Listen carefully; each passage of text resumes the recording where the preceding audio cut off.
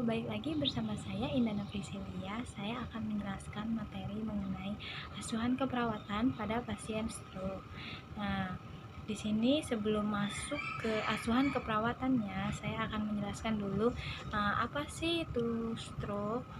Stroke sendiri adalah suatu keadaan yang timbul karena terjadi gangguan peredaran darah di otak yang menyebabkan terjadinya kematian jaringan otak, sehingga mengakibatkan seseorang itu mengalami kelumpuhan atau kematian organ tubuh.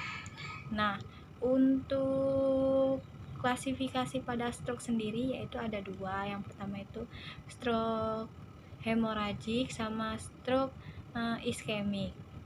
Stroke iskemik sendiri terjadi akibat berkurangnya aliran darah sehubungan dengan adanya penyumbatan dari trombosis dan emboli.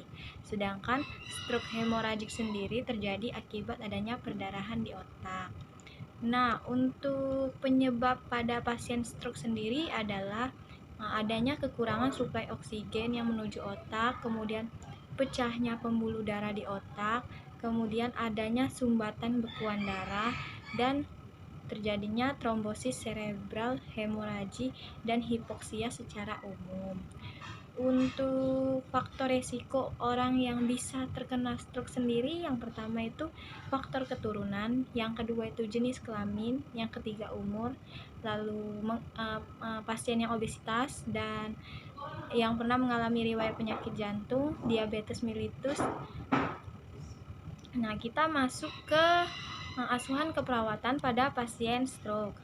Yang pertama itu adanya pengkajian. Nah, yang kita lakukan di pengkajian ini sendiri yaitu kita mengkaji adakah perubahan sensasi yang dialami oleh pasien.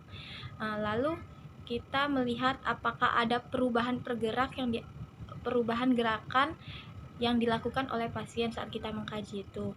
Kemudian kita lihat defisit neurologis yang menandakan adanya edema atau perdarahan cerebral pada pasien. Kemudian kita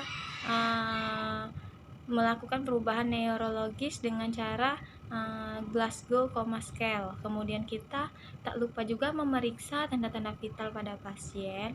Kemudian kita melihat adanya perubahan sensorik, motorik, dan pupil pada pasien.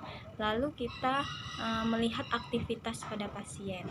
Nah, untuk diagnosa keperawatannya sendiri yaitu ada resiko peningkatan TIK berhubungan dengan penambahan isi otak sekunder terhadap perdarahan pada otak. Kemudian kerusakan mobilitas fisik berhubungan dengan kelemahan atau kelumpuhan. Kemudian defisit perawatan diri berhubungan dengan kelemahan. Baiklah teman-teman, itu saja yang dapat saya sampaikan. Terima kasih.